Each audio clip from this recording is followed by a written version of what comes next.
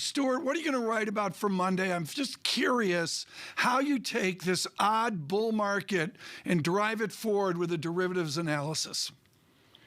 It's a great question. Good morning, Tom. Hopefully I get to pick my own exit music. Look, our view kind of coming into earnings season was basically the market was underinvested because of what had happened in September. Taylor went through some of the numbers. We've gotten some big beats across the board on S&P earnings, and I think the markets are responding positively to that. I think your question is the right one, though. It's once we get through these couple of big weeks of earnings with the Fed as a backdrop and what's going on in the rates market, how do the equity markets behave once earnings are behind us effectively? And the last couple of quarters, I think what we've seen is large cap tech and quality do great during earnings because they're putting up those results. Exactly. But usually once we get through, you kind of get back into that value kind of race trade. So that would sort of be our base case. Agreed. But it's going to be read react. Do you see now, when you synthesize your traditional research into derivatives, a redux, though, I can't do the math, John, help me here, October, November, December, in January of next year, are we going to be doing the same ballet we're doing this morning? I think January is, going to be very interesting because, you're going to still have inflation accelerating. I think a lot of people who are then going to be looking forward the next 12 to 24 months are going to be looking at a decelerating growth picture, both earnings and GDP. So I think early next year is definitely going to be a tricky time for the markets as they try to balance what's probably, we don't have inflation peaking until the end of Q1, and then the outlook is for slower growth. So I think that is going to be, kind of a very tricky time for markets. But I think into year end, hopefully people just want to run it back, and that would be our general assumption at this point. So let's talk about inflation and what it means when it peaks, how high it will peak, and then the trajectory of its fall at a time when earnings are beating because the demand is there, even at these high prices. What's your view?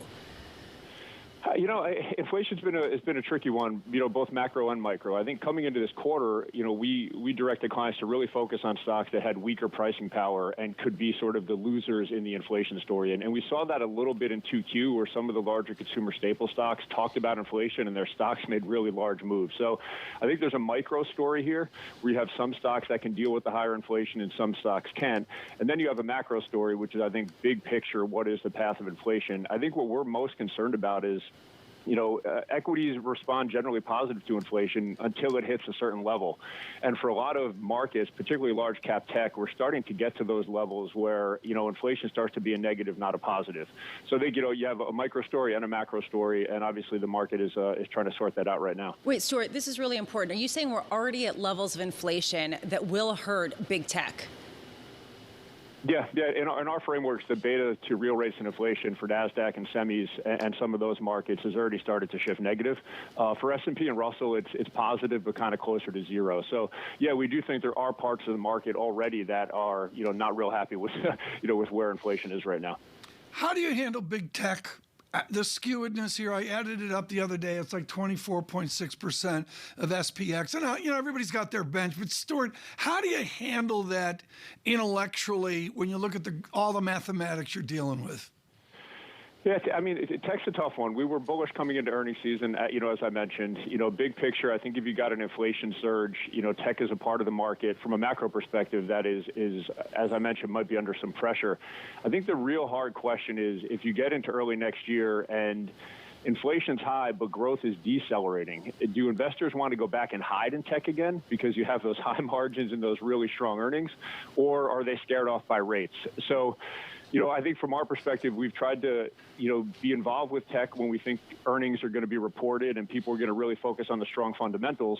But in between earnings, when folks are more focused on rates and inflation, we've sort of shied away from tech. So it's been a little bit of a whack-a-mole to some degree. So, Stuart, the biggest argument against what you just said in terms of inflation already hitting the point to big tech is the earnings that we just saw that absolutely did not show any sort of ramifications from higher inflation. They are still there, and there frankly is a question that goes to what Tom asked earlier about big companies doing much better than smaller companies, able to consolidate, able to pass along price increases that much more.